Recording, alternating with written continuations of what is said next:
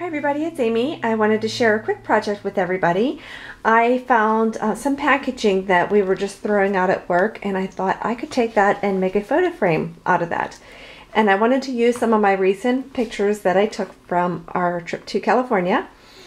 And let me go ahead and get started here. On my front cover, I used a combination of, I did have some graphic 45 paper under here, and I also got this paper several years ago at Scrapbook Factory, and it's called the Paper Company, but it was really pretty, and I did a lot of distressing to it. And I have a lollipop flower here, and this is one of Arlene's over at My Butterfly Kisses 12 that she had made and sent to me in a recent rack, and it's just beautiful. I love it.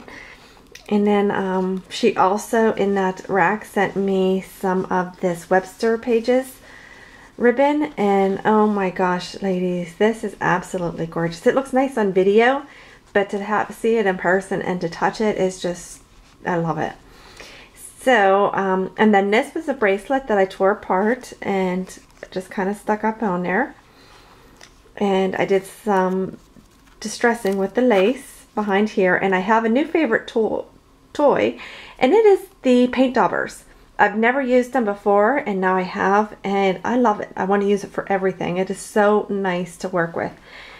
So if you haven't tried it, you have to really try them, because I did all of this with the paint dauber, and where I used to like ink, now I just take out the paint dauber and do my edges, and I really like it. So, and then this opens up, and let me see if I can zoom out a little bit here. Okay, this opens up and this sits on the desk like that. And on this page here, this was actually my inspiration for this. I had crocheted this flower, and I used, it's just a 5-petal your basic 5-petal crocheted flower, but I used fibers, and I really like the way that it turned out. And I put a feather in the back and some sequins and some faux pearls.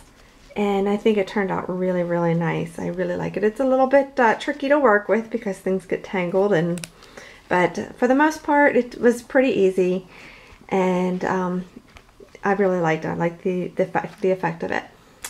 And then this here, I put some rock candy on it, and then down here I used another 7 Gypsy stamp and some Prima pearls. And then for these, I got some old cards. They are from 1989. They look like this, and I just cut it up, the Coke bottles along with the Coke caps, and I put some stickles on it, and I really like the way that they turned out there. And I also had one little other one I put right here, so I really like that look. And then on this page, I used some lace that I got from Natalie, so thank you so much, Natalie. It was actually like a baby blue, or like a teal blue, and it's so pretty. If you can see that, it's so pretty, but it didn't fit in color wise, so I did glimmer mist it, and it turned out really nice. And then I used a little lace fan flower here, and then here, this is a pocket, and this just pulls out. And behind here I bought some paper bags off of Marie, and then I used this. And let me tell you, this right here, you can see the effect that I put on here. That is this glitter glue that you can get from Michael's for $1. It doesn't really do the same thing as Stickles. It doesn't have like the same effect if you wanted like dimensional. It's not as good as quality as the Stickles, but it does certainly have its place in crafts, because look at that. That's all this is, and it really gave it a nice effect. I really like how it turned out. And then for here, I used some more of the Webster Pages. I used every last little bit of it because I love it. And this is an earring that I had purchased with just a little bit of lace behind it. And this opens up, and I was able to put a lot more photos in here. So it's not your basic photo frame, but it's really nice for when I'm at work. And this here, it was taken at the La Brea Tar Pits in Los Angeles. But yes, and then that just closes up, and then I put some more pictures on the back. And then it just slides right back in there. So I really like how that turned out there. And then the back, again, I did a lot of distressing, and this is from the same company. It's called the Paper Company. And this is what it looked like before I did the distressing. And I used Vintage Photo, and that is probably my favorite ink from Tim Holtz. I really love that ink. I use it on everything.